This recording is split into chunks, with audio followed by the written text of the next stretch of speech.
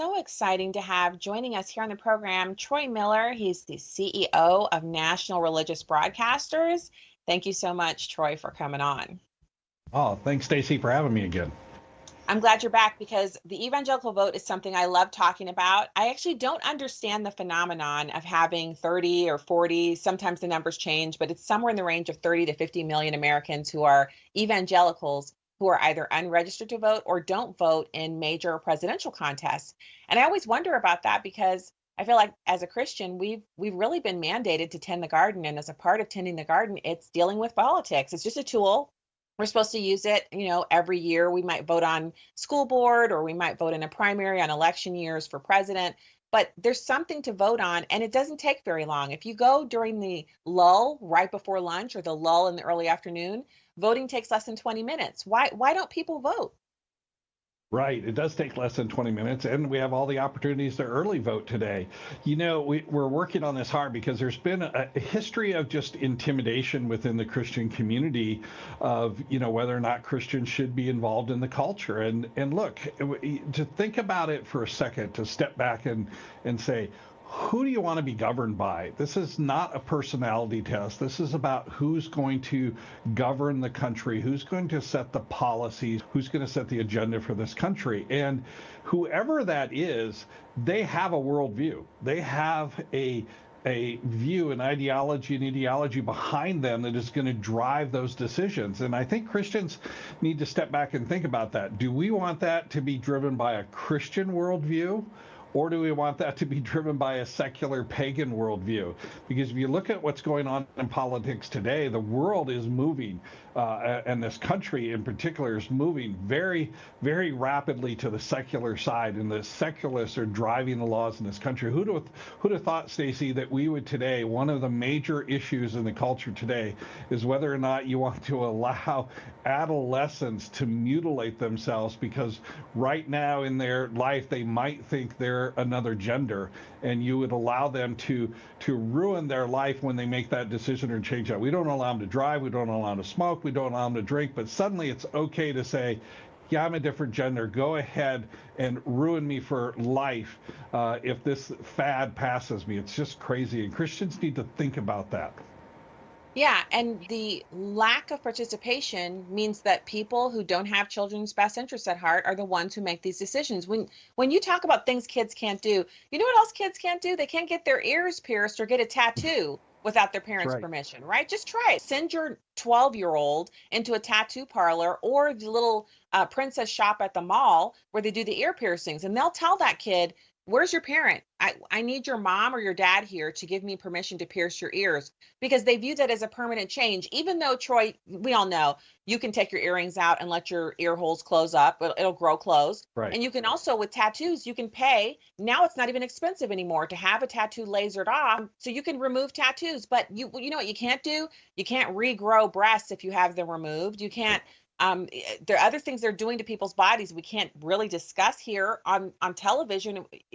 It's that Frankenstein like. We can't discuss it, but these are changes that you can't undo. And the people who submit to these changes are doomed to a lifetime of hormones and further surgical treatments to maintain the changes because their body begins to fight to fix it, to put it back the way it's supposed to be. That's right. Their body's fighting against what is unnatural, and to do this. So, look again, back to your question, back to this whole idea that Christians don't participate. Too many Christians don't. But look, if they did, and we're working, like I said, we can talk about that. We're working very hard to get Christians involved in the vote this year. And I think what we're hearing is more Christians are going to be involved in the vote. This is really the first, presidential election post-COVID and post all of the COVID issues, where churches and Christians and evangelicals suddenly found out that their government doesn't have their best interest in mind. Shutting down churches, telling them they can't meet while strip clubs and bars and other things stayed open. Christians are realizing that there are consequences in policies that get established by the government. And so we're hoping to see a really a large turnout this year from Christian voters, but it's not going to happen unless we talk about the issues, and particularly issues that are going to affect us as churches. Look, today you can't talk on social media if you talk about the family, the traditional family, a husband and a wife. If you talk about there are only two genders, women and men, if you talk about that it's wrong to transition children and life starts at conception, you're going to be banned on social media. And so, look, all the things that we hold dear are set by policies in this country, and that starts with getting out to vote who sets and establishes those policies. Yeah. And so, if you look at some of the data surrounding this, it really is kind of stunning. First off, evangelicals not voting heavily impacts policy on the right side of the political spectrum. So I'm not advocating for one side or the other, but it just so happens that when you look at Pew Research data, they show that party identification among religious groups and religiously unaffiliated voters, you can look at Protestants who mostly align with the Republican Party. You can look at those who call themselves evangelicals. They mostly align with the Republican Party.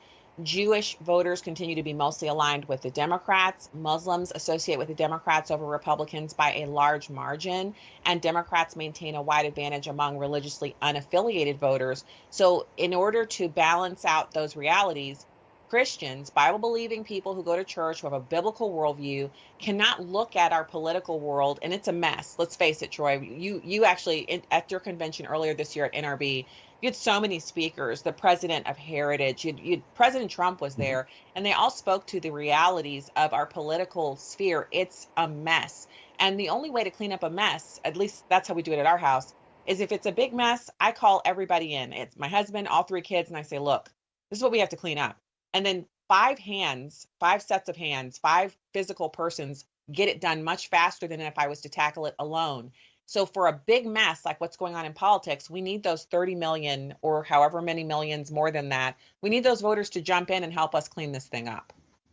Right. We need them not to sit on the sidelines here and say, well, this doesn't really affect me, or I don't really want to mix religion and politics. That's not the case that's going to happen. What you're really saying is, well, I'm going to go ahead and let the other side mix their ideologies, their worldview, and drive the policy of this country. And look where that's put us today. As I said, look where that's put us economically, where it's put us, socially, where it's put us in our status as a country, militarily. I'm a veteran. We're going into celebrate the 4th of July. Look where that sets us as a country today, that we've allowed this to happen. And so Christians can't sit there and say anymore, we can be neutral in this. You can't be neutral in this. You know, we use this line, or this line gets used against us all the time, and it's used really incorrectly, to love your neighbor. But is it loving your neighbor when you allow policies that are indoctrinating your children in these institutes and schools? Is it loving your neighbor when policies are taking money out of their pockets in higher taxes and paying for things that you don't support as a Christian? Is that really loving our neighbor and doing those sort of things? It's not. Loving your neighbor is when, let's say you see your neighbor is suffering from some kind of an illness and they're hurting themselves. Loving your neighbor is stopping them or calling 911 to have someone come and save their life.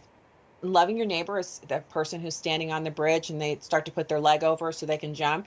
You reach over and you snatch them back, and they may not appreciate it in that moment, but later when they're back to their right mind, they will appreciate the fact that you took the time to stop and save them. And that's the equivalent of what we're seeing here. Children who are suffering from a temporary disorder should not be making permanent changes to their bodies, to refer to the earlier example that we made.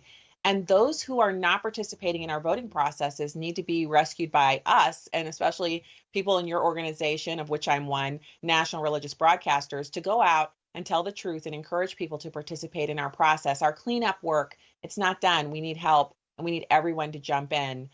Troy Miller, National Religious Broadcasters, is nrb.org. Thank you so much for coming on again. Good to talk to you, and happy 4th. Good to talk to you too. Happy 4th.